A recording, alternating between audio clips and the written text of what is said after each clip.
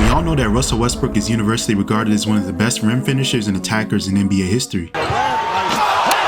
Westbrook, wow. Oh, Russell Westbrook! But in today's video, I attempt to find out what the opposite of Russell Westbrook would be. Imagine if he came out of college and he didn't have the athletic ability that he did have, but instead he possesses the ability of shooting like a Reggie Miller or a Stephen Curry. If you watch my Wardell Curry video, you know how this goes. So without further ado, ladies and gentlemen, meet Reggie Eastbrook, the guard out of USC, not UCLA. My boy is from LA. He's a sophomore, just like Westbrook was when he graduated. Well, I say graduated, when he came to the NBA. But this guy is not Westbrook. This man cannot attack the basket at all, but instead, he's a sharpshooter. As you can see here, his weaknesses and his strengths are the opposite of Russ. Point shooting, free throw shooting, all at an A+ for him. His defense is pretty solid. Look, before the Russ fans kill me, I know Russ can play some defense already. I know he gets steals, but I know he's not really known as an elite on-ball defender. And then this guy right here doesn't have the same fire and intensity that we all know Westbrook has, but he got that clip on him. And I'm excited to see what kind of career he has. We saw what Wardell did, and off the rip, the Cavs win the 2023 NBA championship, which is kind of crazy, but there we go. Year 1. Coming off the bench for the Detroit Pistons as the #1 overall pick, he had a really good year for a rookie off the bench. He didn't win any honors, which is kind of crazy, but he came right in and fit seamlessly into this young upstart Pistons team, which had a lot of potential and promise with Cade at the helm. He even got a chance to square off against Russell Westbrook, who was actually on the Bulls in this career, and Reggie, he had a pretty solid game. He didn't really have too many flashy games off the bench for his rookie season, but nonetheless, this Pistons team actually skyrocketed up to second in the East after notoriously not making the playoffs and having the worst record in the NBA last season. I can't say it's all because of Reg, but his impact off the bench was definitely felt. And then the first career playoff series, go against the Charlotte Hornets, who are the 7th seed. Kind of crazy. Both teams really weren't expected to be in the playoffs at all, but here we are. First round series between two young up-and-coming teams, LaMelo Ball obviously being the featured player, and Reg got a chance to come off the bench and get some real playoff action in his rookie season. Who would have thought that getting drafted by the Pistons with the #1 pick would come with some real playoff action off the rip in a rookie year? He was getting lobs to James Wiseman, getting his chemistry up, but I can't lie, they ended up getting beat in 5 games by the Hornets as a 2 seed. It's crazy. You could tell the inexperience was there, even though Charlotte was also inexperienced. Overall though, you can't say this is a failure because this is only year 1 and he wasn't even expected to make the playoffs at all. So the Pistons have a bright future with Reg off the bench, even though he'll be looking to probably get a better role down the line. And we watched the Atlanta Hawks, of course, win a championship with Trey averaging 40. Wow. Year 2. Still off the bench for the Detroit Pistons, numbers slightly improved, still no honors or awards, no 6th man of the year, none of that. But he had a pretty solid season for the Pistons. He was in the lab working, getting better, adding a little bit more passing to his game. He felt like that was the one thing he wanted to work on if he was going to ever become a starting point guard in his league. And he also knows his defense is on par as well. So his confidence is through the roof coming off the bench for his sophomore season. As you can see, but Jaden Ivey and Cade Cunningham are both averaging over 25 a game. So it's hard for him to find minutes in the rotation and get a starting lineup spot. The coach loves him, but at the end of the day, who is he going to start over? He's only 6'3". He doesn't have a lot of athleticism in him. He's not the fastest guy. So his role's going to be off the bench. And of course, the Pistons had a really good season back-to-back again. So we're back in the playoffs with Detroit and similar results. The Detroit Pistons would lose to the Philadelphia 76ers in 5, having home court advantage once again. Things just did not go well.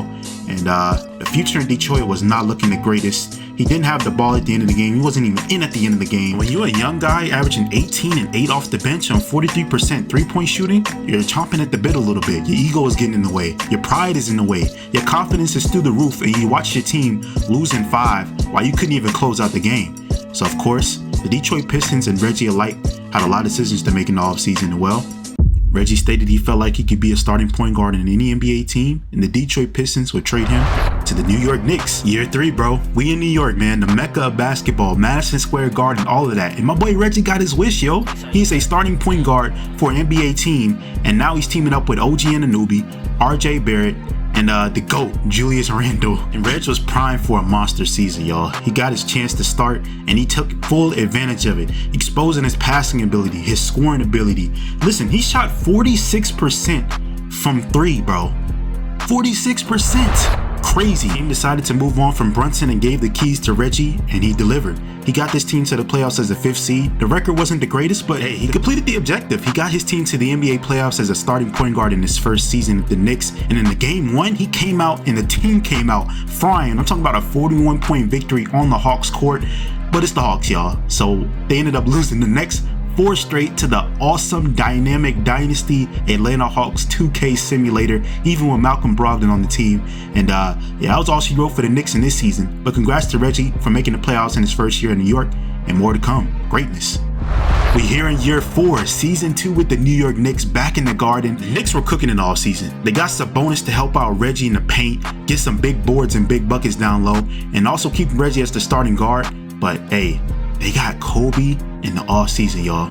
Yes, they got Kobe B. Yeah, my fault, y'all. Kobe Brown, bro. I ain't gonna lie, they made him a GOAT in this sim. They made him cold in this sim. He's like a 90 overall. So the team has a big 3 now, and the team improved to 2nd in the East with the offseason acquisitions and Reggie coming into his own. My man was averaging almost 30 a game on 11 assists, 46% from the 3-point line, and 99% from the free throw line, bro. Let that sink in.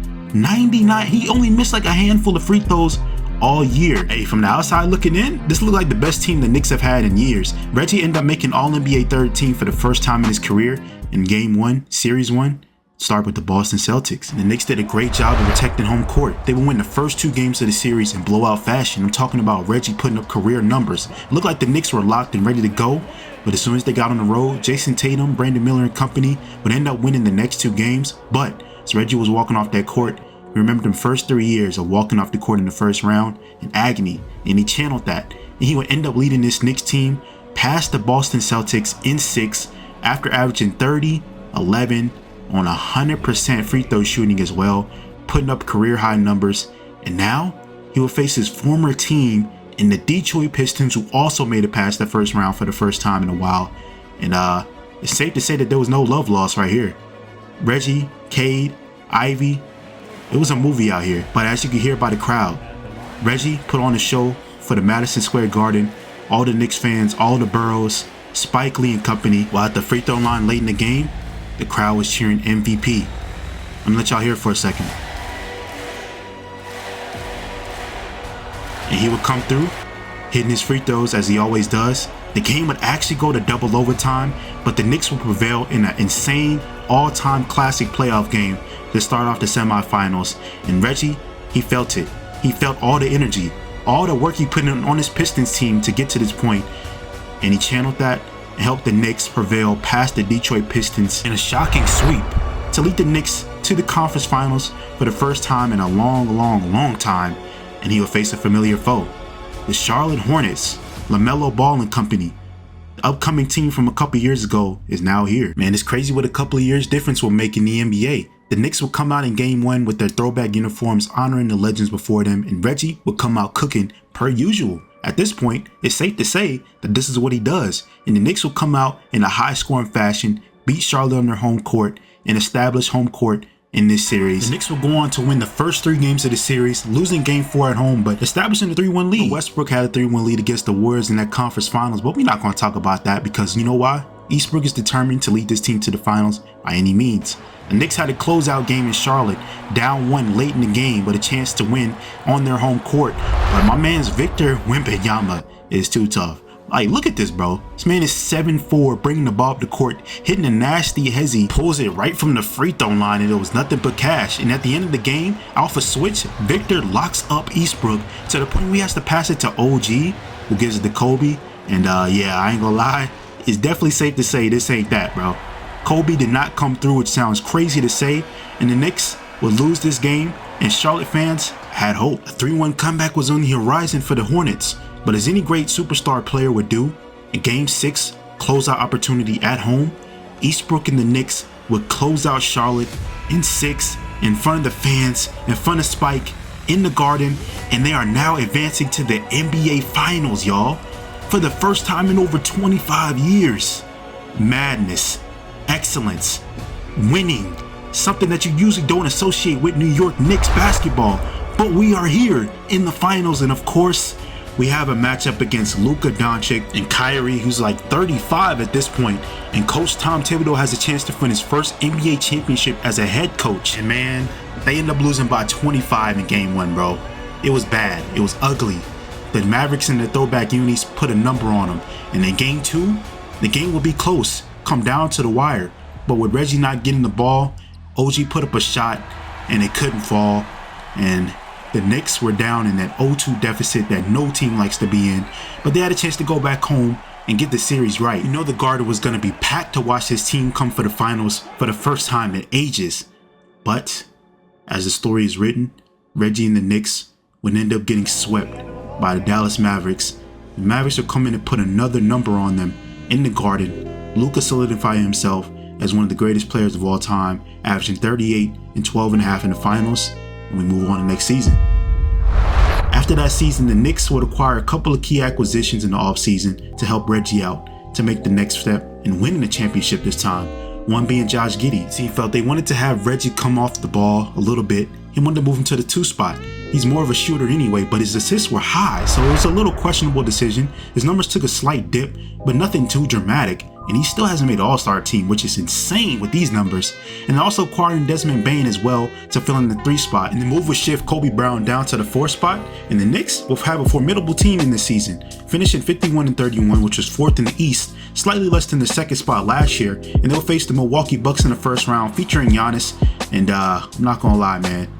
Game 7 at Madison Square Garden, the Knicks would lose yet again in the 1st round as they did in the past, and Reggie will walk off the court in season 5, a loser.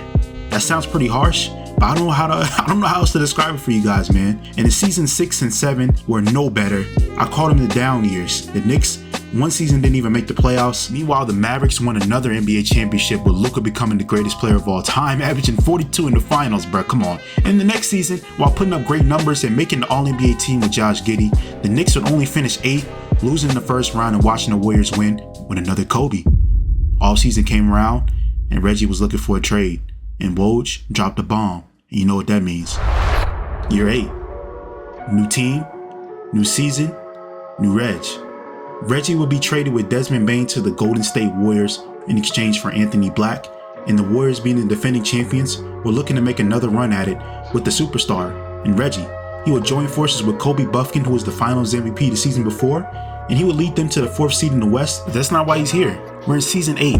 Reggie is looking to win an NBA championship, and it starts here. 1st round matchup against Zion Williamson and the Pelicans. Warriors have a 3-2 series lead in New Orleans right now, and Reggie has the ball, and this is his time, bro. We're in the prime of his career. There's no more time to waste, and he gets snatch blocked. Nah, that was insane.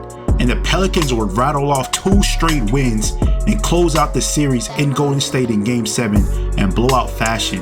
And Reggie would come to the Golden State team that just won a championship and lose in the 1st round. And it's not a good look for Reggie's legacy and his reputation. It's kind of similar to Westbrook at this point. No rings, a great player, but people are questioning his ability to lead a team to a chip. We entered in year 9 and Reggie's stats took a dive, but the team's record went up and they finished with the 2nd seed in the West. We'll have a 1st round matchup with the dynasty of the Dallas Mavericks, which still featured Luka and a 40-year-old Kyrie, but the Golden State Warriors were not underestimating this Mavericks team, as the 1st round series will be tight, as the Dallas Mavericks had a 3-2 series lead, but late in Game 6, Reggie steps up to the line, hits all free throws late in the game, and gives the Warriors a win in that game, and they come back home and win Game 7 and close out the series against the Mavericks. And even though they were the 2nd seed and the Mavericks were 7th, it was a huge confidence booster, as in the semifinals, they would end up cooking the Minnesota Timberwolves and advance to the conference finals. And here we are, bro. Reggie has yet another chance to win his ring. Can he bring the Golden State Warriors yet another chip, another ring, and walk out of here in his career victorious in season 9?